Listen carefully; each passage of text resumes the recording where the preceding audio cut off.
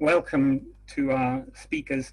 I feel we've really lucked out here. Oxford is so well endowed with two fine entrepreneurs who have set up fine examples of cargo bike business. And what we're going to hear from them is, if you like, the practice of setting up these businesses, what it's like in the environment of Oxford, and how they see the future of sustainable cargo bike freight delivery. And then the other half of the meeting will be Brenda Boardman and Louise Upton talking more about the theory and the broader picture across the nation and locally, and how we can expect freight to become more sustainable one way and another. So very pleased to welcome Cllr Grant, first of all, from OXWASH, and then we'll follow that with Chris from Pedal and Post. So if I can, I'm going to stop sharing, and hopefully then, Kyle, you'll pick up. Thank you very much, Andy. Really appreciate it. So I'll just do a quick introduction first, and then share a couple of videos and photos with everyone. So my name's Kyle. I'm one of the co-founders of OXWASH. Some of you may have seen us around the town already with our bright blue bikes. But behind the scenes, we're a very, very sustainable space-age laundry service. So we spend as much time as we do working on our logistics as we do behind the scenes, getting really intimate with washing machines and tumble dryers and all sorts of other pieces of kit than you'll probably never have heard of before, such as formers and roller ironers and all that sexy stuff. The business was really founded due to a frustration of my own, living in one of the colleges, Wadham on Parks Road, while I was doing my PhD, and just being frustrated with the laundry services on offer.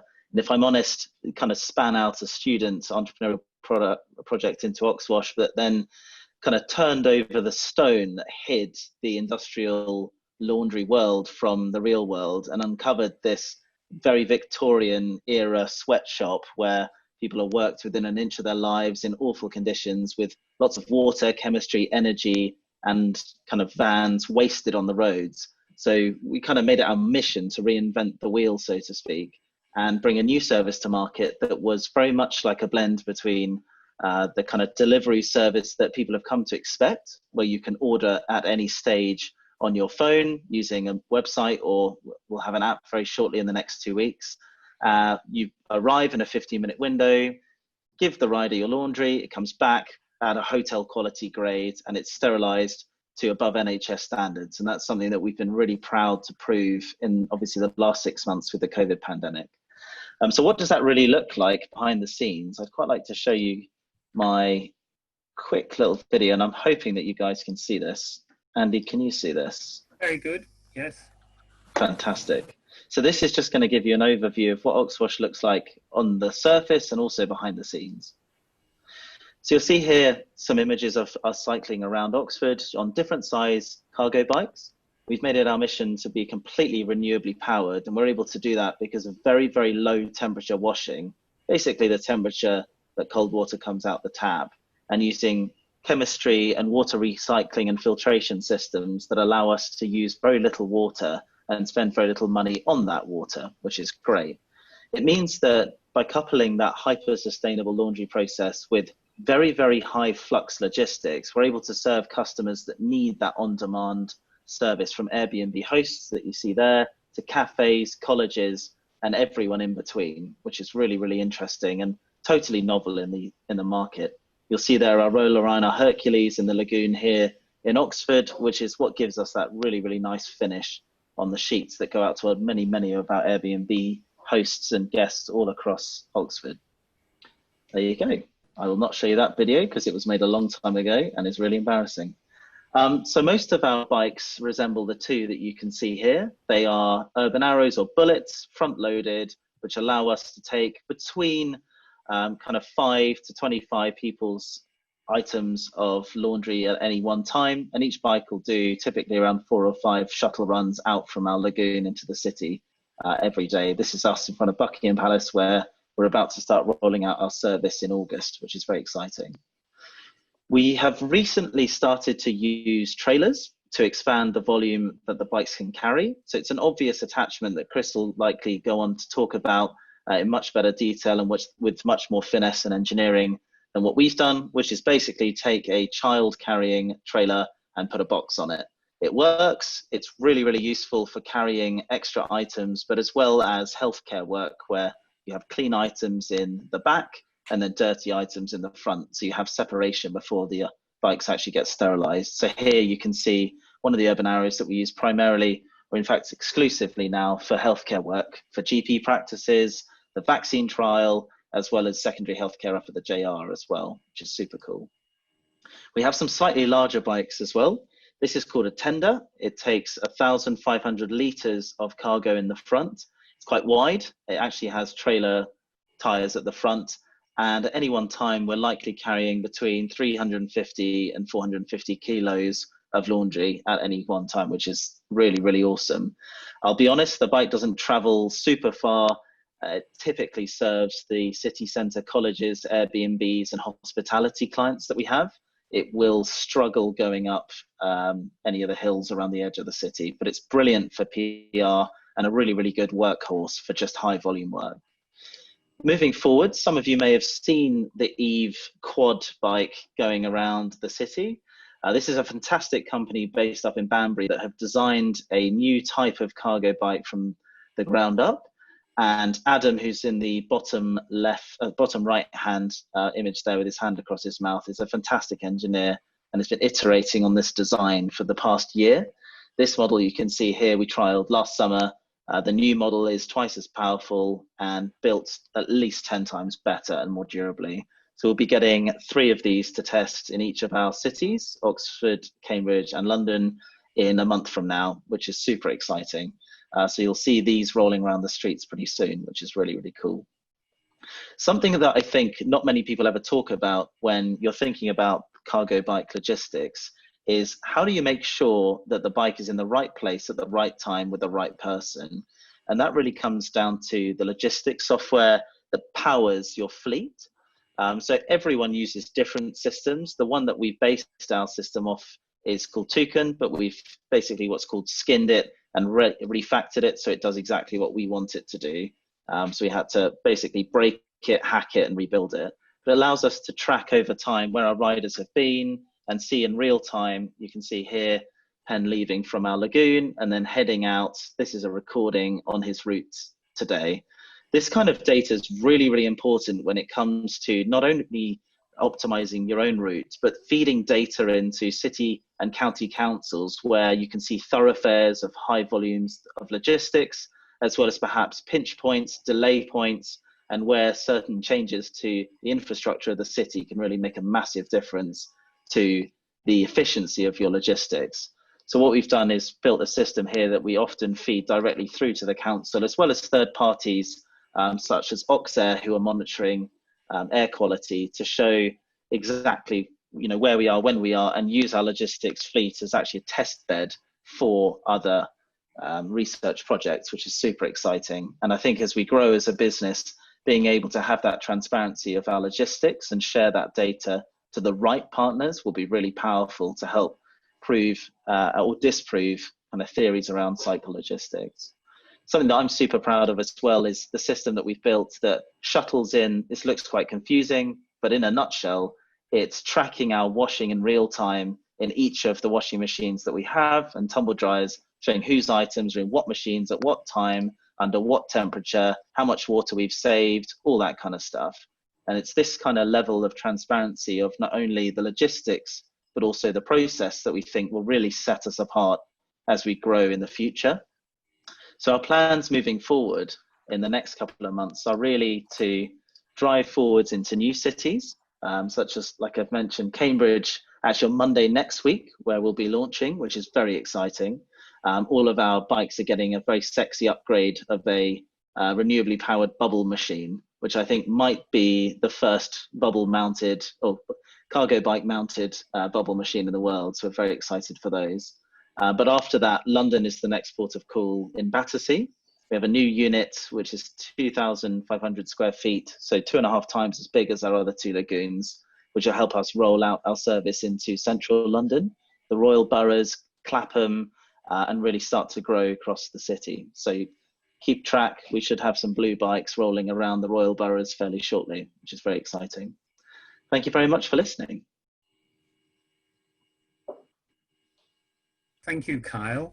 I see that Danny would like to clarify how wide some of your vehicles are, and perhaps, and somebody then, Brian, now asks, where are the pinch points, as you say, for example, on Marston Ferry Road, getting past the Swan School, where they've currently got some works going on. So just enlarge a bit, if I can use that word, on the size of the bikes and the problems that presents. Sure. If I'm honest, the width of the bikes that we have has never been too much of an issue. The smaller bikes that you saw are 1.24 meters wide. The trike is a bit wider at 1.4. But the infrastructure that the city's introduced in certain areas is absolutely fine. Just takes a little bit of getting used to. You have to slow down. So it is a pinch point in the sense it's inefficient. But in terms of does it block you completely, the answer is no. Such as the kind of new intersection on George Street at the kind of train station end. We did wonder whether or not the bollards that are present along that intersection would stop us travelling through to our main clients in the colleges in the city centre, but that hasn't happened. Queen Street opening to cargo bikes has been a real blessing. We do a lot of work in the Westgate with restaurants, beauty salons, beauty kind of resellers as well. So that has been a godsend for us. And not only that, but because our business is B2C facing, if I'm honest, being able to cycle down one of the busiest streets in Oxford with our Bright Blue bikes and advertise at the same time, we think will be really powerful for the visibility of the brand, which is, a 1-2 punch for us, which is great. It will take some training, but I think it'll be something that we're really looking forward to slowly getting used to as people start to come back into the city in the coming months, especially September. So I'll be honest, we've kind of been making do. When you look at the infrastructure of Cambridge compared to Oxford and our two kind of teams running in each city, Oxford is still lagging a long way behind, which is a shame. Right behind our lagoon in Cambridge, a new cycle bridge on the Chisholm Trail has just been built, and it's phenomenal and absolutely brilliant for penetrating the city and using the cycle superhighways. So hopefully the council will take note and start to copy those things. One other question is, are all the bikes electric? Good question. So they all are bar one. So we have a fleet here of 6 now, and 5 of all the urban arrows are. We have one bullet bike, which is not, and that was a conscious decision for if there's ever any issues with our electrics, or we don't have a specific part or whatever it is. It's a very traditional bike and can be fixed very easily. So it's kind of the ultimate level of redundancy, whereas the other bikes do need specialist training to repair and maintain, which our team are getting pretty good at, but it does take time to learn those skills. And sometimes you can get caught short. Thank you. And one last question I see from Catherine is, why did you choose Battersea in particular? What was it about that? Yeah, very good question. If I'm honest, it was somewhat of potluck in the sense we knew exactly the boroughs we wanted to serve from our market research of the royal boroughs, so cash-rich, time-poor, conscious consumers, and then also the kind of young professional conscious consumers in Clapham too. We were looking at White City, Earls Court to find commercial units. The price in sterling per square foot within the royal boroughs in Clapham is extortionate, whereas Battersea is very, very up and coming, is being rejuvenated a lot. And actually, we wanted to align ourselves with that development work to be able to be present as the provider in the area for our service while building work was going on. So we become the de facto go-to. We found a unit that was, I think it was actually originally led by Mr. Porter, the fashion brand, ground floor. It's in part of a complex called Havelock Terrace, where there are lots of other sustainable brands, another cycle logistics company, and also a restory, which repair old clothes and things. So it was kind of a perfect storm, if I'm honest. And it's a great location right next to the park and the river. Well, thank you, Kyle. Thank you. And I'm sure we'll come back and have a general discussion at the end, if that's okay. And now I'd like to welcome Chris Benton from Pedal and Post, who also we see the vehicles going around the city. And whenever I see one, I always think I'm looking at the future. So give us some more of the future. So over to you, Chris. Hello, hello. So yeah, I'm the founder of Pedal and Post. So we're quite like a more heavily diversified type sort of psychologistics operation. So I'm gonna essentially share the screen and just get stuck in. All right, I think that's how we do it.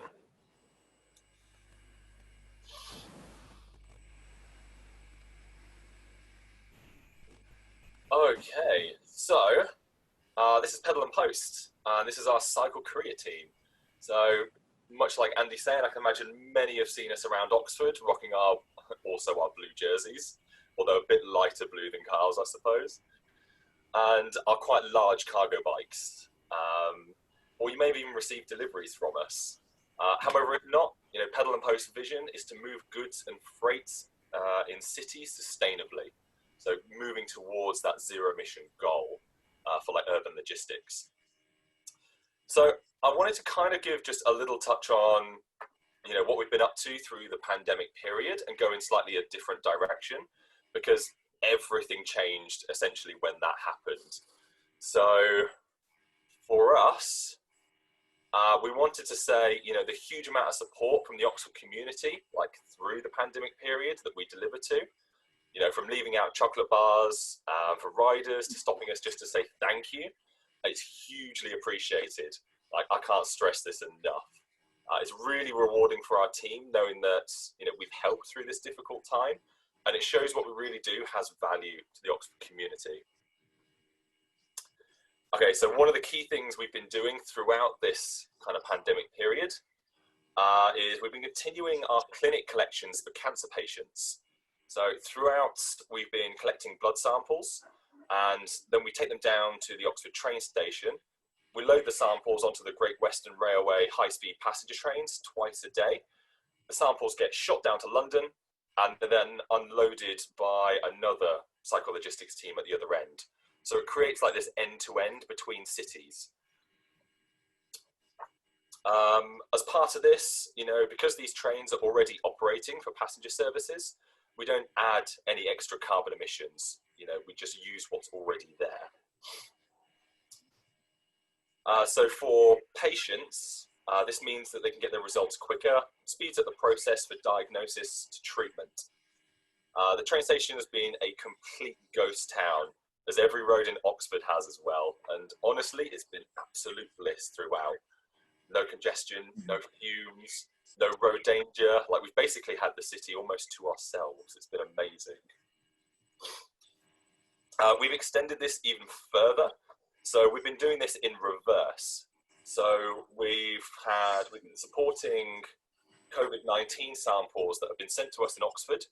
Now, we deliver these sealed temperature control boxes to the Churchill Hospital for various studies, including the cover scan study, which is researching into how COVID-19 has affected multiple organs in the human body.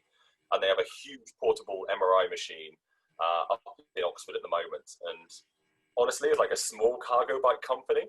It's been incredible supporting projects like this throughout.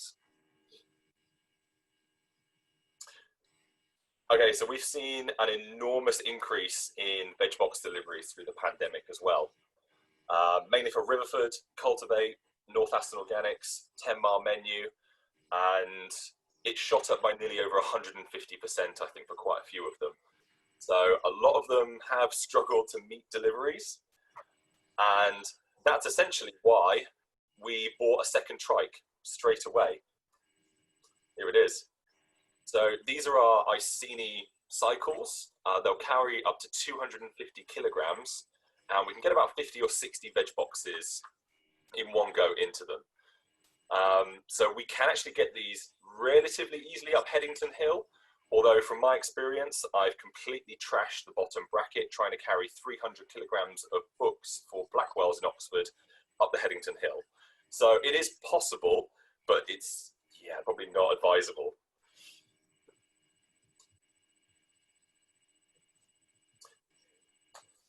Now, a lot of these veg box companies obviously closed their websites when they saw this massive jump in demand. So we saw this as, you know, we've got our logistics service on one hand, and then we've got, you know, residents on the other, and how do we connect that with local businesses to get food and groceries to them? And we launched our own project. So we launched something called the Local Oxford Supermarket. So if you picture an online farmer's market where you can order from multiple different stalls and have it all delivered in one order the next day from all your favorite local traders, this was our way of getting groceries to residents whilst trying to boost income for other businesses, you know, like the Oxford Cheese Shop, Oxford Soap Company, Jericho Coffee Traders, Roots of Oxford, Cotswold Cura, and so many more as well in Oxford. So that's been a really interesting project to completely pivot into and deliver everything emission-free as well. Okay, so whilst this has all been going on, we saw a sharp decline in the city centre parcel deliveries. So we deliver into the city on behalf of Yodel, and as around sort of 25 to 30,000 students aren't currently in Oxford and all the colleges are shut, you know, we've seen this drop. And this was immediately counterbalanced with a huge increase in residential deliveries. So just as many people were isolating at home, so we've had to adapt very, very quickly to suddenly shifting from doing, you know, slightly smaller parcels in the city to doing much larger ones going out to residents' homes. So you can quite clearly see here that our two-wheel bikes are clearly not capable of fitting all the parcels in one run. So this is currently carrying about 80 to 90 parcels in one go. And we've had to, again, adapt really quickly. So we bought another trike and we invested the money again into Oxford. And we've now got 3 of these rocking and rolling around. So this is going to help support our parcel deliveries. And the future of deliveries for us is all moving towards electric trikes. These are much more narrow than the urban arrows that OXWASH use. So these are about 105 centimeters wide. So we can get through, you know, a large amount of sort of bollards and pretty much most of the city centre. We're going to continue to upgrade all of our parcel routes. So we do about 4 or 5 across the city, and all of them will eventually move to electric trikes. So it kind of moved me on to this. So this is what we do at Pedal and Post. So we essentially have a micro consolidation hub on the outskirts of Oxford. We're just off Botley Road. And then we do the last mile into the city centre in a zero emission way. So we see a lot of online deliveries. Obviously, they're going to keep increasing. And we see this as being the future to deliver it in an efficient and emission-free way.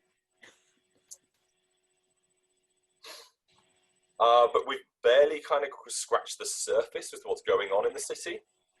So we do about 50% for Yodel coming into the city, but there's also probably about 14 more national carriers. So everything from DPD, DHL, Royal Mail, Hermes, Amazon. So there's a hell of a lot that we can, you know, continue and trying to achieve.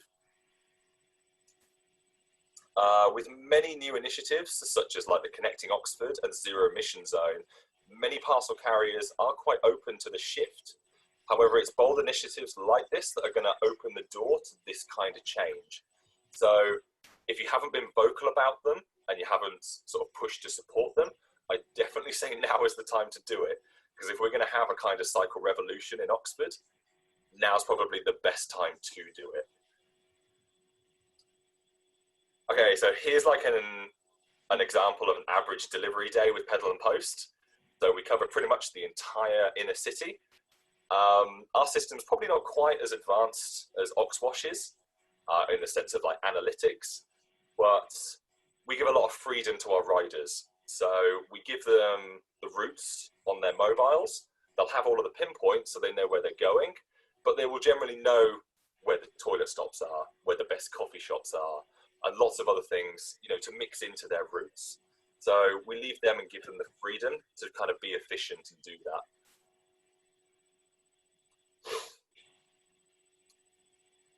So in like a delivery context, you know, we have the technology and the ability to go emission free today, you know, for online parcel delivery.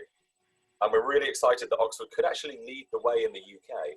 You know, there's a lot of other psychologistics operations around the UK, but this and the things that are moving forward in Oxford, you know, we could do it on a much bigger scale.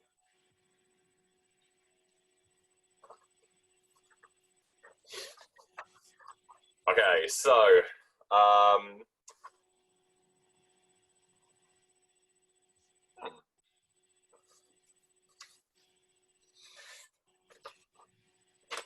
oh, joy of joys, it turns out one of my printed pages is a bit messed up, but I'll just talk about it anyway. So we've been working towards a brand new contract in Oxford. So we've recently hired 3 new riders and we've invested a further £50,000 in equipment. We're going to be doing medical deliveries on behalf of the NHS. Now we can't talk about like the full details this evening, just because it doesn't launch until next month. But this is probably one of the biggest projects we've undertaken. And it's going to be a pioneering project. So we're going to be delivering chilled and temperature controlled medications, which have a very limited shelf life. And, you know, to then do this on behalf of the NHS, you know, we've had to jump through so many hoops over the last probably year and a half. The contract is probably about 100 pages long. So if we can demonstrate that these kind of technologies will work in this scenario, then there's no reason this can't be rolled out across the entire of the UK. So this is what the setup's going to look like. And I know Kyle hinted towards us moving into using trailers as well. So this will become a 16-foot long setup. So although it's only as wide as the handlebars and we can filter, what we are going to struggle to do is actually use some of the infrastructure in Oxford. You know, it will be a challenge. So things like the Hyde Bridge Street junction, we already know that we're not going to be able to use it because we know this isn't going to fit in that kind of junction. So this is why we engaged with the county council and we said, well, look, we've got this problem. We want to be proactive about it. This is the contract and what we're working towards. What can we do to solve it to get from West Oxford to East Oxford? Because we're going to be running 4 of these Monday to Friday and some shifts on Saturdays as well. And that's essentially how we got to having Queen Street as a test case. So fingers crossed when we launch on the 3rd of August, this is going to go well. As part of this contract as well, sometimes cargo bikes aren't going to be suitable for the particular situation. So we are moving into fully electric motorbikes as well. So these are, I appreciate this is going to be a group of, you know, cyclists and bike riders. So I'm only going to hint on this for a short period, but this is part of our, you know, extending our range to probably about 30 or 40 miles out of Oxford and being able to service the outer areas and county-wide as well, not just focusing on the city centre. So I know we've touched on obviously introducing a hell of a lot more electric trikes and a hell of a lot more of these kind of cargo bike and trailer setups. Now these aren't going to come without their challenges, particularly with infrastructure in a medieval city like Oxford. But this is one of the things I wanted to touch on, which was, you know, our team is incredibly highly trained. So we've just hired the new 3 riders. They've currently gone through the application process, the interview process, and they've just passed all of their safety and fitness training over the last few days. So the rest of this week, you know, they'll focus on more the delivery side now we've approved and passed them. Now we effectively say that we're kind of like the SAS of cycle couriers. You know, we only are going to take the best, and we only have a pass rate of 1 in 4. So this is how strict we are, and this is how, you know, we help develop, support and guide a lot of our team and riders. So we're going from a team of 8 or 9 in Oxford to 15. and we're expecting to be around 20 to 25 probably early next year as well. So you're going to see lots more blue jerseys across the city. But for us as a company and a commercial operation, you know, we're insured, we have to have license plates, and, you know, we're proactive with spotting things that are going to be problems. You know, we do risk assess these things. You know, we have to go about, and, you know, we deal with a lot of feedback from our riders as well. A lot of them are very vocal about any issues in Oxford, and they'll definitely let us know about it. And, you know, we're quite vocal as a company anyway on a lot of the things that we want to see kind of move forward. So to kind of summarize, like, if this is kind of something that, you know, as a vision you share and getting towards a sustainable and zero emission future for logistics in Oxford, then I would definitely be more vocal about the zero emission zone, about connecting Oxford, and about a lot of the bold initiatives moving forward, because that means we can go back to all these parcel carriers and go, here you go, we've got the solution to that.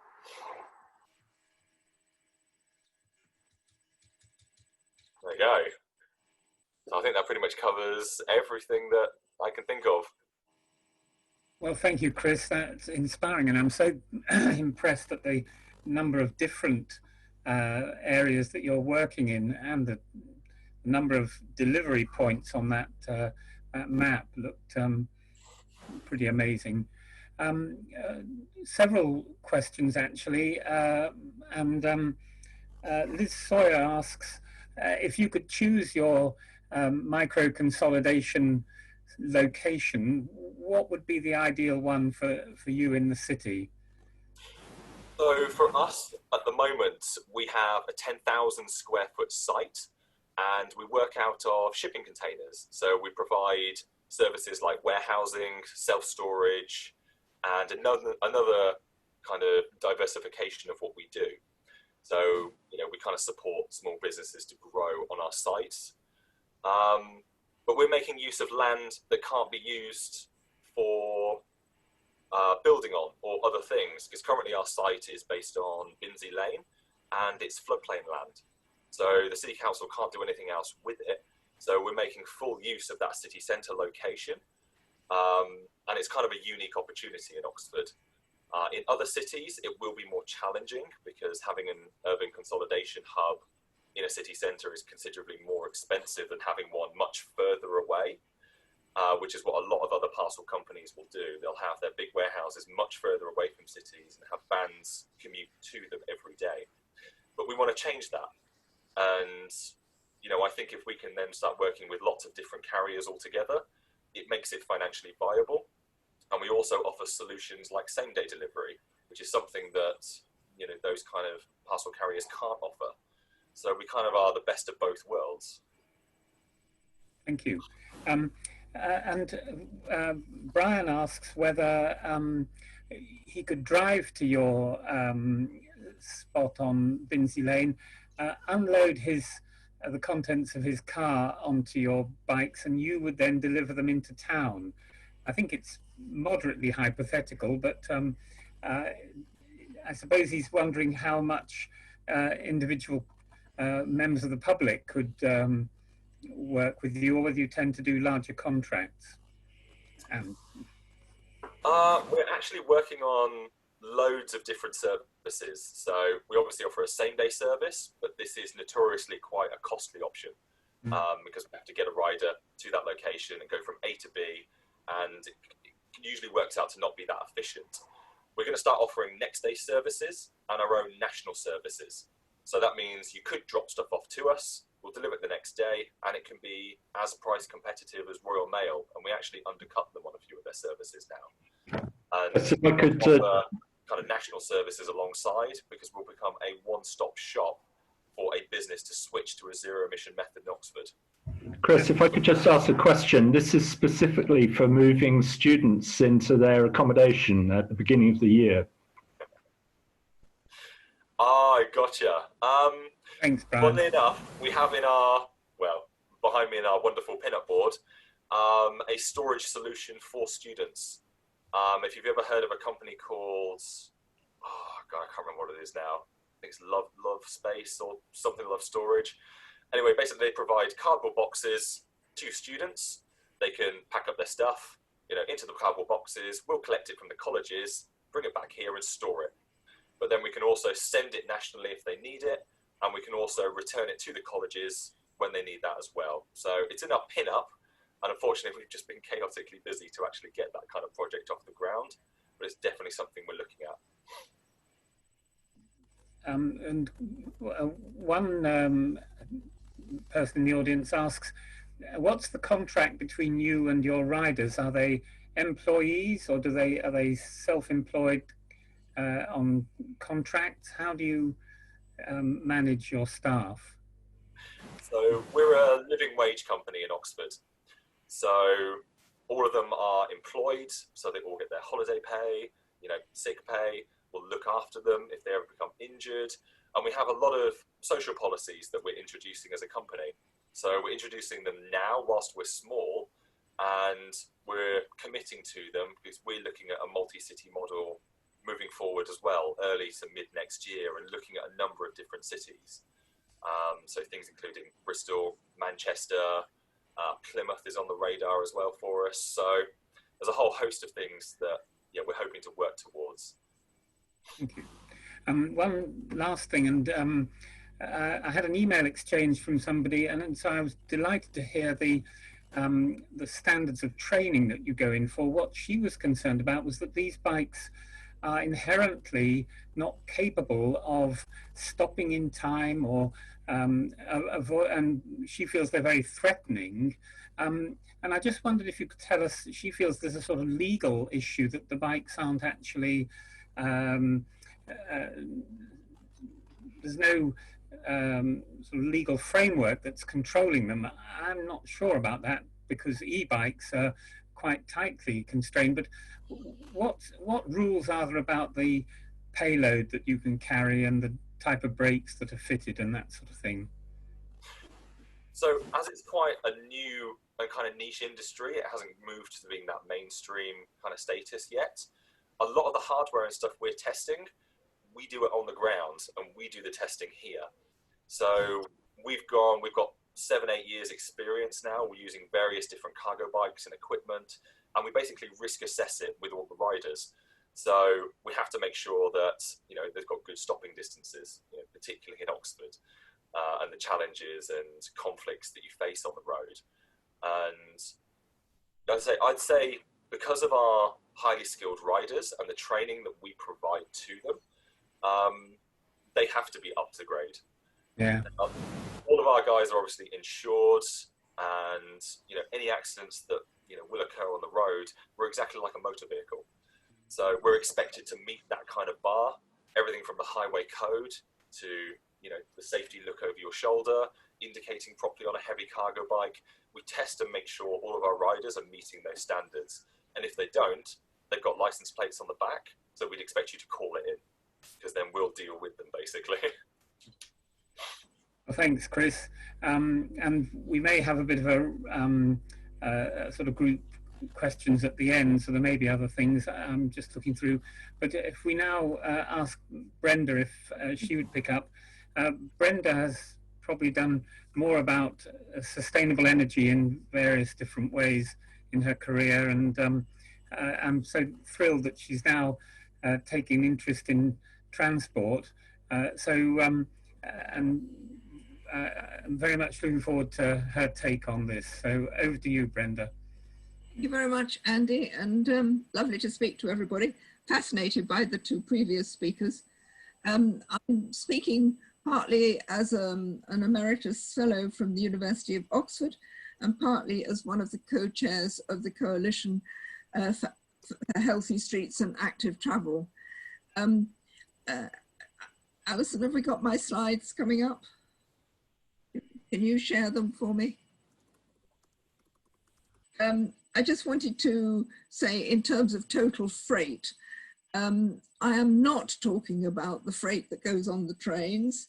And it's interesting that the County Council have specifically said that they want to increase the proportion of freight that goes on the railways. And on the roads, there's deliveries from by lorry to shops. There's deliveries from shops to us, including food, and that of course has been increasing recently. And then there's the online shopping. And part of what I'm introducing us to is the debate about what can be on bikes and what can transfer, therefore, from lorries or vans. One of the difficulties that we've got at the moment is some very limited statistics. There we go. There we go. Thank you, Alison.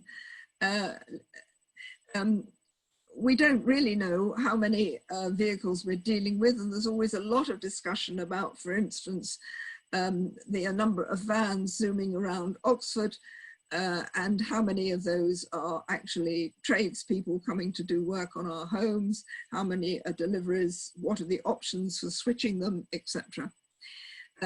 Interestingly, I was part of a discussion that the City Council arranged a couple of months ago with Amazon, and one of the things that bemused me was that the postcode with the most Amazon statistics in our area is OX14.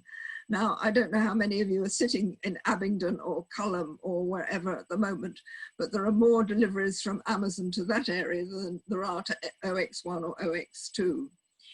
And of course, one of the reasons that we're concerned about this is that many of the delivery vehicles are diesel, with all of the problems of NOx, PM10s, PM2.5s that is causing, particularly for our health in the air in the centre of Oxford.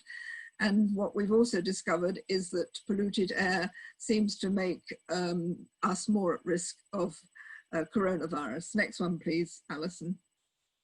Now, just to bring you up to date what I've been able to find out about the present situation in the last 3 or 4 months, sales of home deliveries have increased by 91% in the 3 months to the 20th of June. I don't think this will surprise many of us, because I think quite a few of us have been contributing to this, but the numbers are astronomical, really. Hermes, one of the 14 couriers that Chris mentioned serving our area, but nationally they're increasing the number of their couriers from 20,000 to 29,000. It's a very big increase.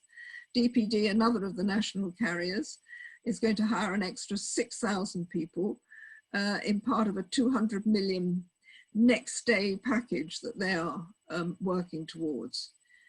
Of the groceries that get delivered to us, previously 7% was online, and not groceries that get delivered to us, groceries that we buy, 7% was online, and now is 13%. Amazon, I've put there that they want to be 100% electric vans. It's actually, within the next 5 years, they want them to be 75%. Amazon are very definitely working with their own system and trying to grow quite substantially in Europe. And all of this, of course, is resulting in shops, particularly in the city centre, closing. So there are good things happening and there are bad things happening all at the same time, of course. The online shopping, I did want to stress, is particularly helpful for rural areas. One of the things that we know is that many people in small towns and villages have great difficulty accessing the facilities that they want and need. And particularly if you don't own a car, you may be dependent on a local, infrequent, possibly expensive bus.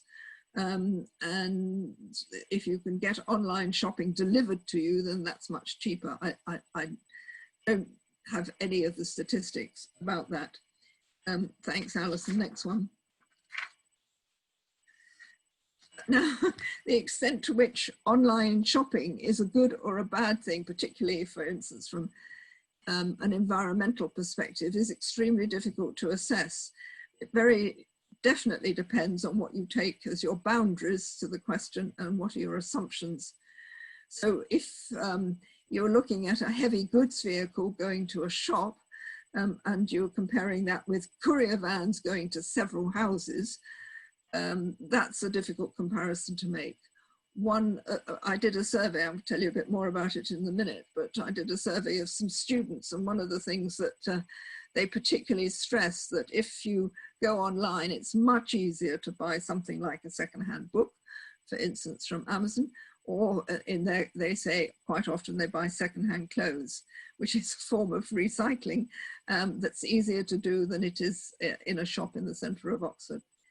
Unfortunately, a lot of the delivery companies, and I think from my knowledge, Amazon are particularly bad at this, they do introduce excessive packaging. You can get quite a small item in quite a large box with several bits of support inside. In addition, you can put in one order, but because the things that you are buying come from different depots, then you can get multiple deliveries. So that also complicates any comparison that you want to make. By and large, the couriers are fairly good at consolidating into routes the various parcels that they've got. Both Chris and Kyle have showed us their different ways of doing this.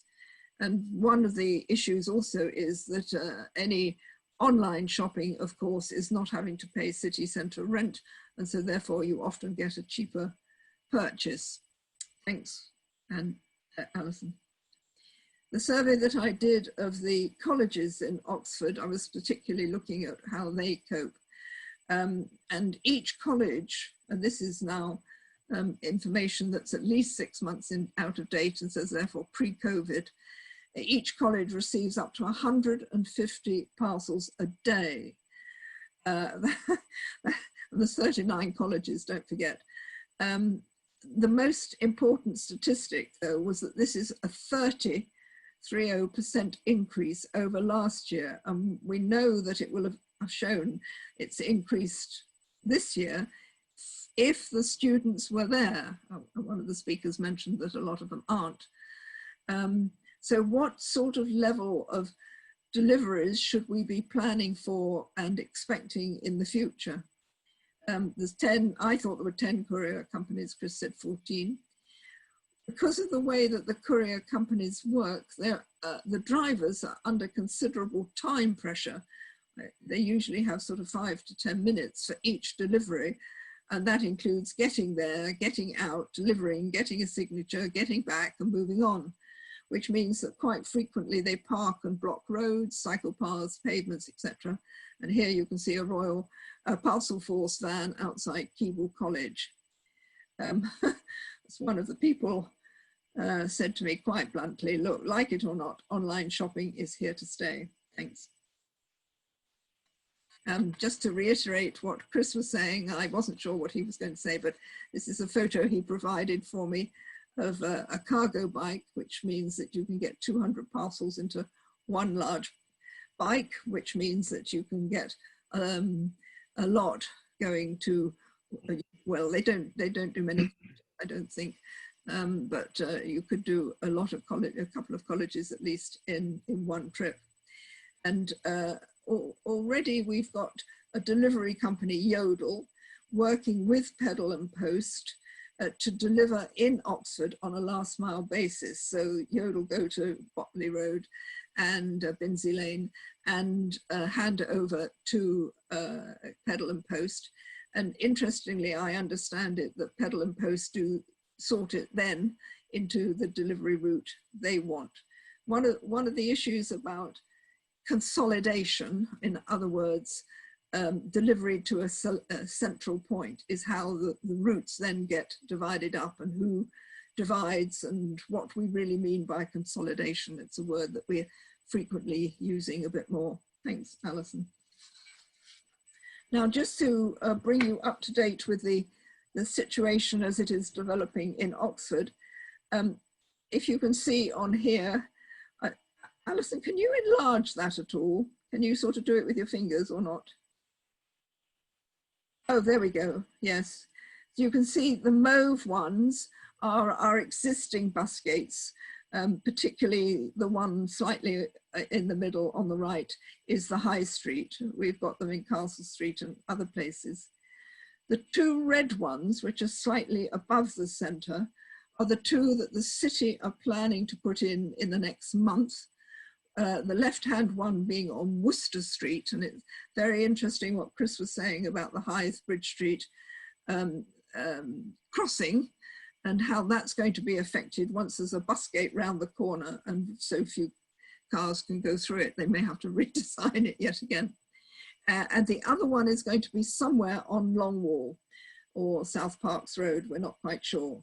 Those will make a very considerable difference to the amount of through traffic in particular. There's 40% of the traffic that goes across Oxford is meant to be through traffic. I have to say I'm not very sure on the definition of through traffic, but we're going to have much quieter roads when those two are introduced. Now, the blue one, slightly at about 7 o'clock, is the one that is in the city centre that is a question mark at the moment as to when and it's going in and how soon it's going in. It's actually virtually opposite Westgate, and there's a lot of debate as to whether it cuts off the traffic from Abingdon Road or it cuts off the traffic from Botley Road, but that is not going in at the moment, but it might do. The other two blue ones, the one right at the top on Marston Ferry and the one down on the right on Holloway, are in the Connecting Oxford plan. So they are coming in due course. Maybe we'll hear more about that from Louise. I've put on here too the additional orange ones, which are the two that the people in East Oxford really want and which COSAT and many other people are supporting in the Connecting Oxford Plus category. They are almost either end of the Morell Avenue, one down on St Clement's and the other one up at Warnford Lane. So in total, in addition to the 5 or 6 that we've got at the moment, we're going to get 2 in the month, a third one, who knows, but maybe a few months later, the final 2 in 18 months' time maybe, and hopefully the other 2 orange ones as well. So all of this is going to mean that the vans, the delivery vans, have got a checkered future and a much more difficult time coming forwards. The debate, and I've heard virtually nothing about this recently, again, it'd be interesting to see if Louise has asked that question or tells us, is when those bus gates are going to operate.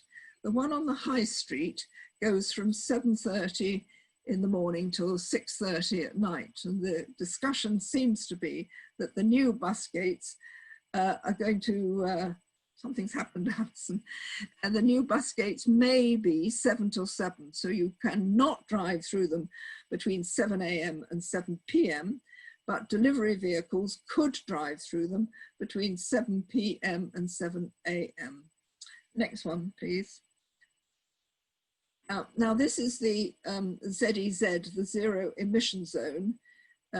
It's not really zero emissions, it's just that the government has decided that all electric cars are zero emissions because the emissions that come out of the power station are counted elsewhere in the analysis. That's part of the power sector, not the transport sector.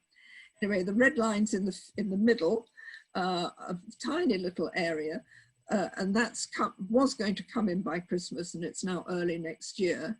And then the green zone, which is quite a bit bigger, I don't know when that's coming, but it's probably not next year.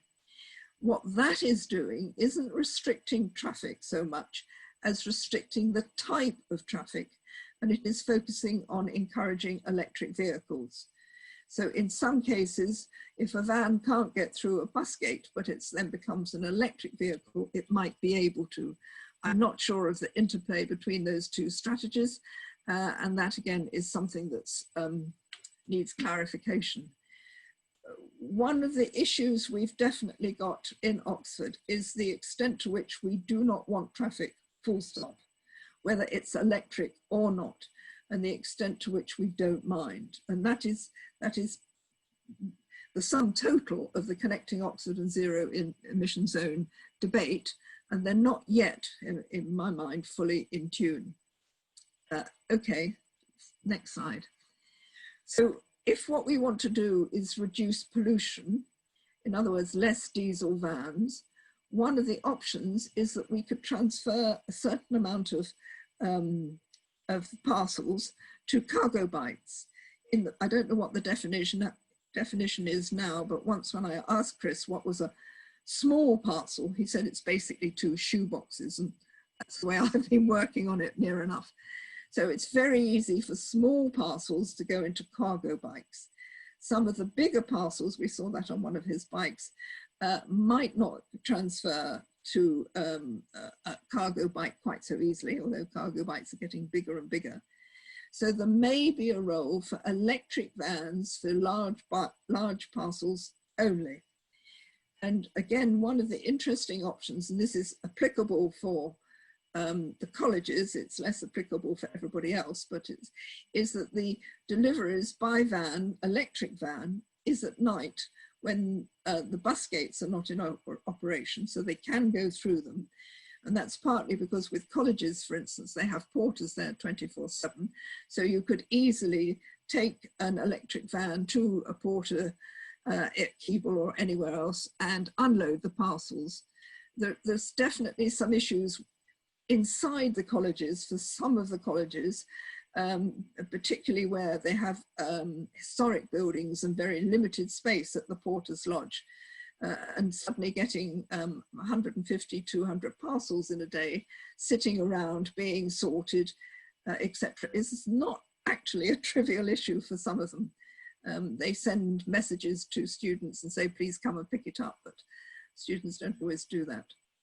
The extent to which there should be other forms of consolidation is definitely being discussed. I know the university is discussing putting up a consolidation centre, for instance, at OSNI, because they get a lot of parcels going to their departments independently of the colleges.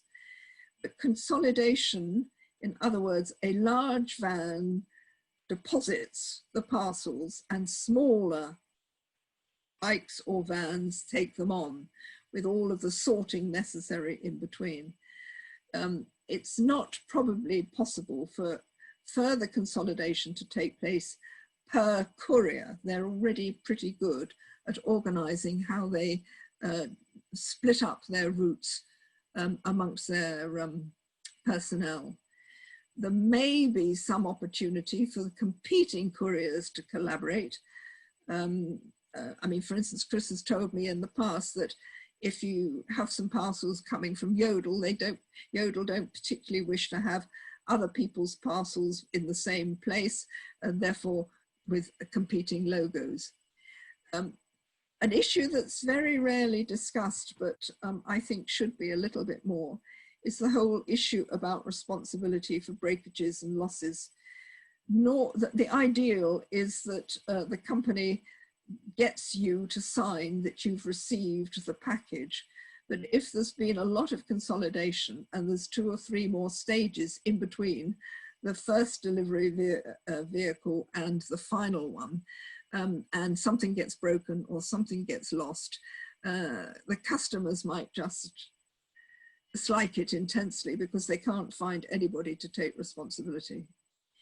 The final thing that I wanted to discuss here was that increasingly there is debate about using more lockers. There's some at the station. Keble College, for instance, are about to put in, I think, 2 sets of lockers on some land that they've got. I assume it's near their college, so people can go and find their parcel themselves. Or click and collect at some of the shops or bookshops or whatever. So there are different ways in which we can get our parcels, and from a sort of shop as a consolidation centre almost, but that's also quite central. So we've got the pollution into the city already. Okay, final slide.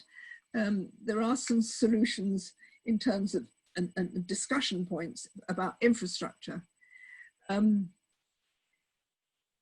To what extent does the retail strategy in the city encourage people, particularly from a student perspective, to buy online because they don't have what they see as appropriate shops in the centre. And I thought that it might be a possibility for the covered market to have cheaper rents for sustainable shops. It's very difficult to know what level of parcel growth to plan for, but easily doubling in terms of the impact of the COVID virus. The method of yodel and pedal and post delivering the last mile for yodel must work financially for both of them, otherwise they wouldn't be doing it. So there's a good set of options. Yes, we've heard about cargo bikes going down Queen Street now. I was interested to hear why. And one of the things that I didn't quite get answered, especially by either of the speakers, is, are cargo bikes bikes? There's a lot of discussion about the emergency active travel fund and widening cycle lanes, and whether they should all be 2 meters, or is that wide enough? Should they be wider to cope with cargo bikes, or should cargo bikes actually not be in the bike lane? So I leave that up to you Cyclox people, because you all cycle much more than me. Thank you. Thank you, Brenda. That's lovely. A variety of questions, and I might take the opportunity just to say a little bit about the research we did with in New Inn Hall Street and Queen Street, the whole problem of delivery. But I was very moved to see Emily's comment, and I'm not sure, I'm going to unmute her and see if she's available. Are you, because she is a trader herself in the high street, and describes herself as being very worried about the whole bus gates, because she's, but I don't seem to be able to unmute her. And I would just say to Emily that the oh yes, she's unmuted now. Hi there. Hi, can you hear me? Yes. Right, sorry, my internet's going funny, so apologies if it goes even worse.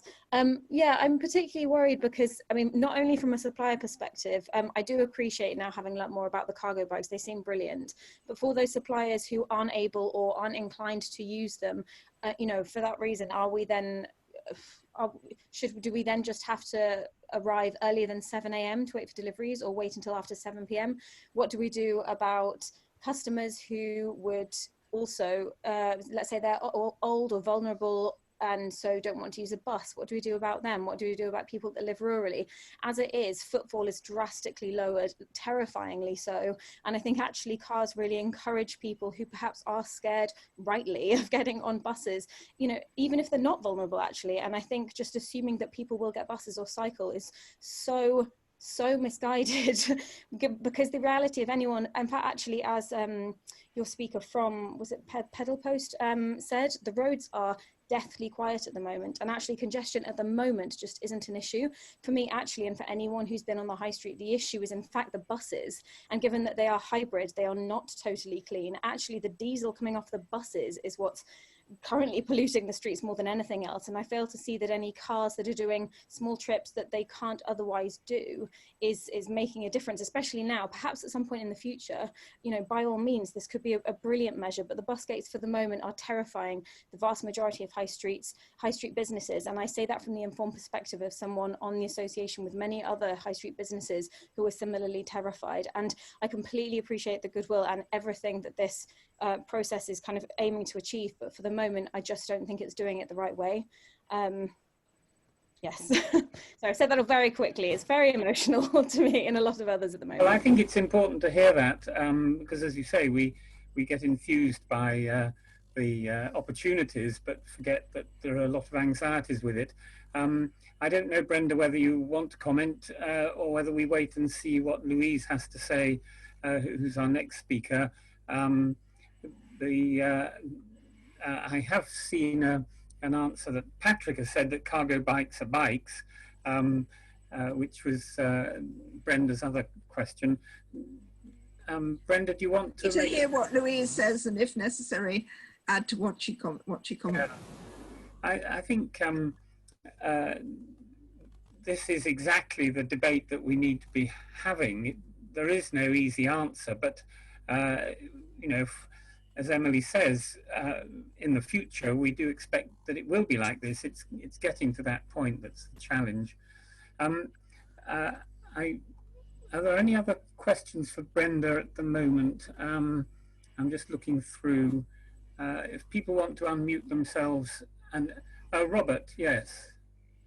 I was particularly interested in the relationship between the work that you're doing around and the city council, and what responses that you're actually getting to support things. So this is kind of at all the last few speakers, because we're struggling in some areas to, I operate founder for ZMove, so I'm a bit like Pedal and Post up in Newcastle. We're struggling with some of the reactions that we're getting from local councils to even begin to understand how cargo bikes can be used properly. And in particular, referring to the last speaker, Emily, the pushback from local retailers in believing that unless you can drive a car right up to the front door of the shop, you're still going to lose, retail traffic. Whereas in reality, the opposite is the case.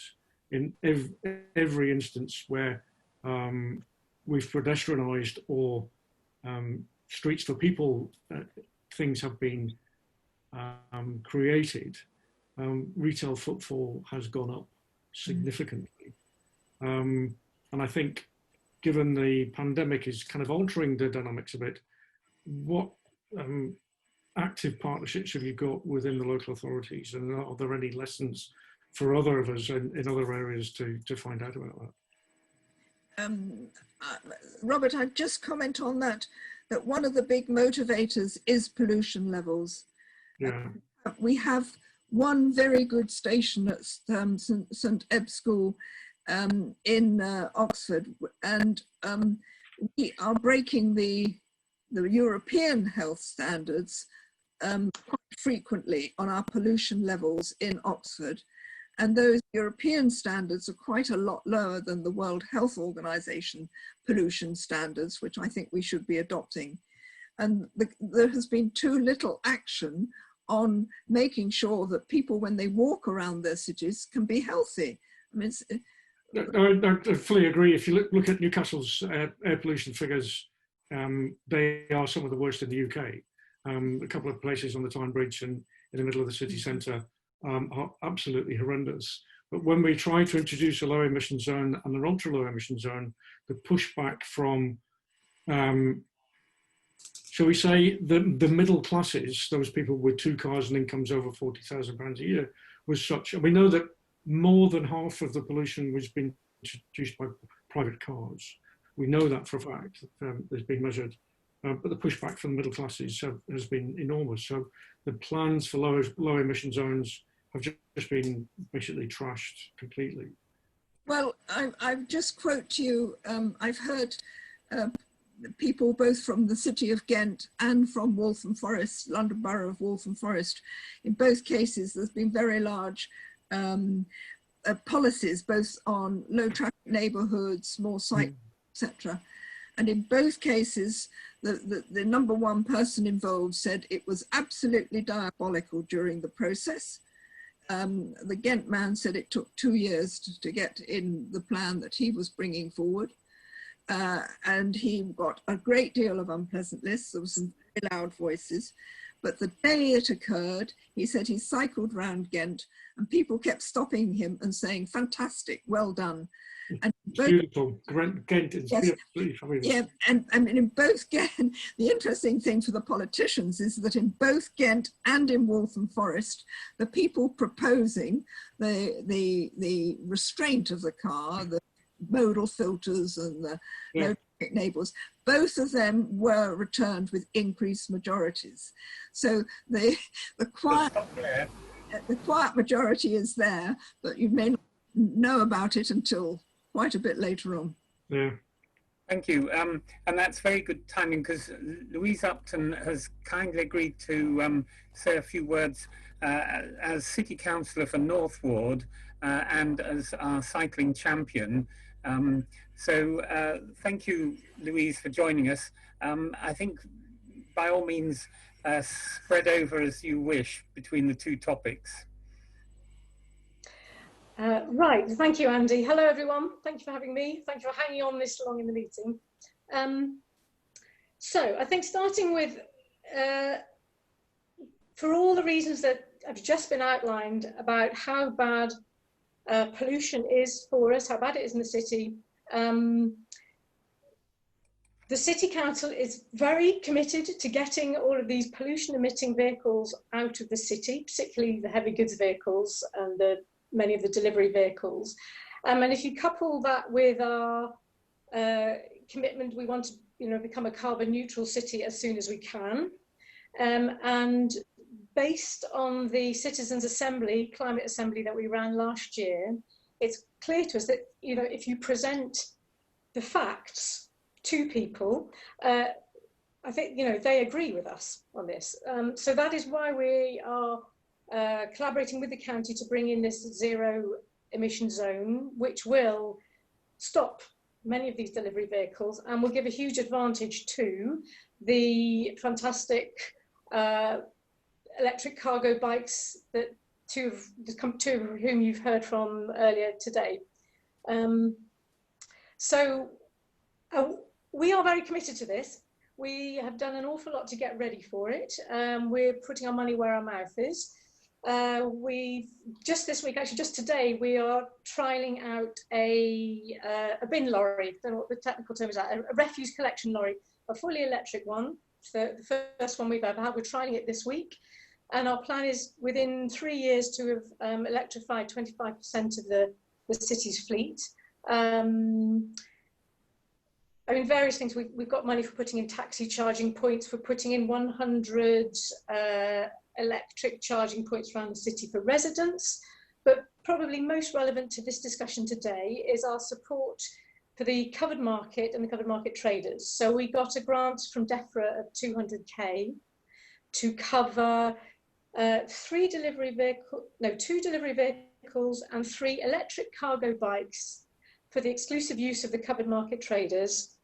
And we're installing matching electric charging points in Market Street for them to use with them. So, we see electric cargo bikes as being part of the solution. On top of the zero emission zone, Brenda's already covered brilliantly, thank you, the bus gate, the Connecting Oxford proposals and the bus gates. So I need to distinguish the 2 sort of emergency, if you like, temporary ones that the City Council is funding the county to put in right now.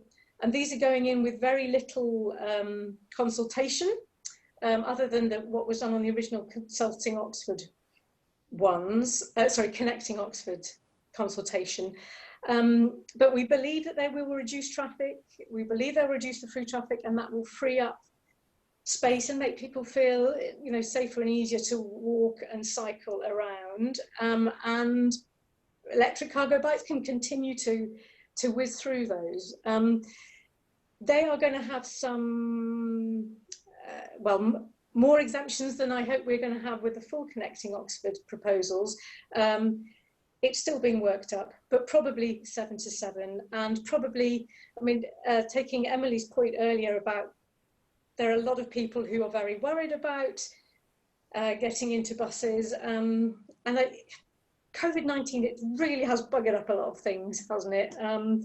Because the whole part of the premise of the Connecting Oxford was that we would have people getting onto, it would make bus travel much better and easier because it takes congestion off the road, and buses can actually stick to timetable.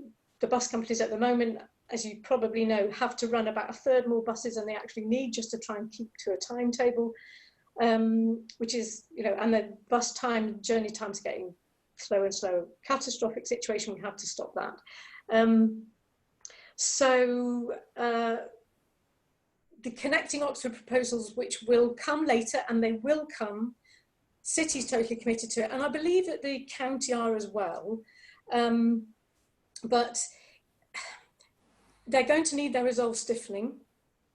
And even with these two temporary ones, it's going to be really important, please, all of you on the call today, write to your county councillors and tell them that you're all in favour of bus gates, particularly, please, the two businesses of Pedal and Post and OXWASH, because the county listen to business. They probably really do that, possibly more than the residents in the city. So we'll need your support to do that. Unfortunately, the announcement of those two temporary bus gates got rushed out. Now, you might think that the county rushed that out to distract attention from the fact that that was the same day the announcement of not getting half of the active travel money was announced. I couldn't possibly comment on that. But we're now having a pause while we really put together exactly what all the exemptions and what the plans are going to be, and to have it explained properly to residents so that they understand and appreciate. But again, please write in and support those. The rest of the Connecting Oxford proposals, when those do go live in the, sort of, as Brenda said, probably 18 months' time, that will be a huge advantage to the e-cargo bikes, who will be able to go through all of these days. So I think that was probably all I was going to say. And as I mean, various things about the COVID-19 response. It's brought forward these two temporary gates, which look like two of the 5 Connecting Oxford ones, but they may and probably will shift as the whole thing gets tweaked due to feedback from residents and businesses. The city, otherwise, we've put in 130 new cycle parking spaces at Park and Ride, and the one piece, just last thing I shall say, just to show our commitment to active, the one piece of our spending that we have not paused, because of the financial problems we're having, we paused everything. The one bit of spending we haven't paused is 60k for cycling infrastructure. That was, council agreed that was one bit of spending we really should carry on and do. Last COVID related point, tranche 2 of the funding that we're, so the county council applied for this, but the city were able to feed in suggestions. So please do send me anything that you think would be sensible. I don't know if the Patrick on the call is Patrick Lingwood, in which case obviously send it to him but please come via the city, because we're putting in a list of proposals too, and if we have support from you, but, you know, and sensible suggestions. There's an awful lot of expertise here in Cylox and your audience, so please let us use it. Okay, thank you. I will stop there. Well, thank you very much, Louise. And early on, I think possibly before you joined, but Michael Calderbank wondered, in fact, whether the city feels one way of supporting cargo bikes would be to actually have dedicated charging points for them. And I'm not absolutely sure. It's a question perhaps Chris could answer, whether they're designed that they can charge the whole way, they go the whole way without charging, or whether this is a problem. But I know you did mention that you have put in a lot of charging points, and I think that's part of a study, isn't it, to different types that you're... Yes, so we're, it's a trial. We've trialed 4 different types of car charging points, and are looking to roll out whichever ones are most successful. And it may be a mixture of things, different horses for different courses across the city. But it's a really good point that that'd be interested to hear from Chris. Are those compatible? I don't suppose you can use those for charging your cargo bikes, but the ones in Market Street will be designed for cargo bikes. No, for us it wouldn't actually be like necessary. I'm hoping you can hear me as well. Yeah. Because we have interchangeable batteries, so we take them out of the bikes to charge them, and they're only about 1.4 kilowatts. So we'll literally put that in there. We'll get 60 to 90 kilometers out of it, which is more than sufficient for a full day's work. And we don't really have any need to charge it on the go. And the reason being is, if we did try and do that, we've also got the labor costs of then having that rider kicking around, not making deliveries. So that's the kind of thing that we're working towards. And we essentially have an unlimited range. We can just add as many batteries as we technically need for that day. But that said, we're obviously introducing the fully electric motorbikes. So some sort of charge points and working with the JR and the Churchill are going to be absolutely crucial for that kind of thing moving forward. And if they're level 2 chargers, we can charge the motorbike to 150-mile range in about an hour and a half. Wow. So I think that answers Michael Calderbank's question that it isn't a priority at the moment, and you sort of worked around it. I think one of the issues for me, and it's partly with Brenda as well, is that we're very much talking about urban solutions. And so the fact that Chris is thinking of an electric motorbike to get out to the rural areas is certainly, one element we've got to think about. And I don't know whether, if Brenda's there, I can't just see, whether you feel that what we're talking about really is quite a parochial and local problem and solution, and mostly will affect air quality, or do you, and as some people have been saying in the chat, will actually risk increasing emissions because people will be, I'm talking about the bus gates, driving around the perimeter of Oxford. Any comments about sort of urban to rural? Yes. I'll make a comment first of all about the ring road.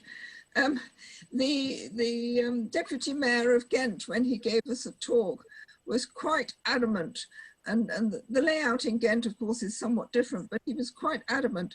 Yes, the principle is that people will go around the ring road, but there was an less than 10% increase in traffic on the ring road as a result of what they did in the centre. Because, as he said, it's the same people travelling. So if you haven't got in a car and you've got on a bus, there's no cars still going around the ring road. It was people shifting modes did not increase the cars on the ring road. The second thing I'd just pick up, Andy, about rural areas, I'm quite concerned about low-income people, vulnerable people, people with no cars, people without a driving licence, particularly those that live in rural areas, because we know what is happening with bus services. They're expensive, they're infrequent, and in many cases they're being cut. And I've been saying for some time, in fact, actually 22 years, I think is the answer, that what we've got to look at for rural areas, wherever they are, and that's small towns, but certainly villages, is to make sure that the facilities get to the people, not the people to the facilities. I'm horrified at what's happened with post offices. I'm horrified that they're in lots of villages. There's nowhere to get cash. So you have to go into a town to go to by bus, on an expensive bus, to go to an ATM, to get the money, to get the bus fare back. I mean, it's ludicrous where we've got to. So the good thing that has happened over those 22 years is that we've got online shopping, and that must be a considerable boon to people in rural areas. And we've got to think about your electric motorbike, or however we get it to them. I mean, maybe, yeah, I don't know what it is. Maybe there are lockers in villages. Well, thank you. I feel our discussion has moved a long way in various directions and very informative. I'd like to hand over to Alison as chair of Cylox to close the meeting and say thank you to our speakers. Yes, well, so it's just past 9 and we promised we would stop at 9. But I just really want to thank everybody so much for the contributions. And there are lots and lots of questions on the chat that I don't think we fully addressed, and are very appreciative of that. The plan is that we are recording, and we will post up this recording on our website so that it can be shared. And we will also post up the chat and try and answer some of the questions maybe offline. So thank you all very much indeed. We're really appreciative of the time given to the speakers have given, and also to the audience and their commitment and participation. And sorry we aren't able to answer everybody's questions. We have run out of time. So I just wondered, the four speakers, could you just say ask one thing that you want to see that will make a huge difference to developing cargo bikes? So just, I know it's a little past 9, but if you could just say one thing that you think we need to see in the city and the rural areas. I mean, from our perspective, the two things we want to see, essentially connecting Oxford go forward. If we're going to have a revolution like places like Groningen did, and we have to have a motor vehicle plan before we start building on the bike plan.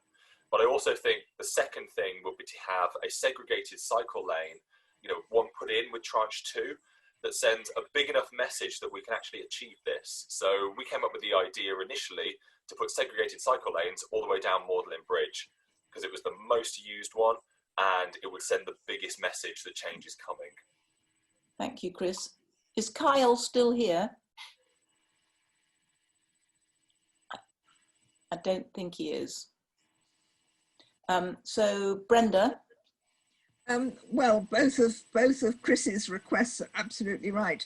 I want to see much safer segregated cycle lanes along all the arterial roads coming into Oxford, and wider pavements. In quite a few places, the pavements are nowhere near wide enough. But I am very bemused about the cycle lanes. In lots of places, they can't be more than 2 meters wide. Is that really sufficient if we're going to have lots of extra cyclists and cargo bikes? The whole width that we want and the width that we're going to need and the present national standards seem to me a little out of kilter. Thank you, Brenda. And Louise, have you got a wish? No. Oh, gee. Maybe she's gone. Thank you. I needed you to unmute me. Well, I'll try and make everyone else's wishes come true. I think I like Chris's suggestion of trying with tranche 2 to get at least one really good segregated route on one of our arterial routes in and out, just to show that it's possible. The county does have money. It's got 9 million to spend on each of Woodstock and Banbury roads over the next year or so. So making sure that we get segregated routes on those is going to be crucial. And I am prepared to lie in front of a bulldozer to make sure that happens. The Botley Road, some improvement is about to happen on that anyway. I think the Magdalen Bridge is definitely going to be on our list, the city's list that's feeding into the county, and I think it may already be on their list for tranche 2 funding. So some of these wishes will come true, and maybe all of them in the next few years. Lovely. So thank you all very much, and thank the speakers in particular. And Chris has said, let's start a Twitter conversation, because there's so many questions to be had. And so we need to start well, the conversation is happening and it needs to expand. And don't forget to write to your councillors, everybody, and join Cylox. So thank you all very much. Thank you, Cylox. Good night.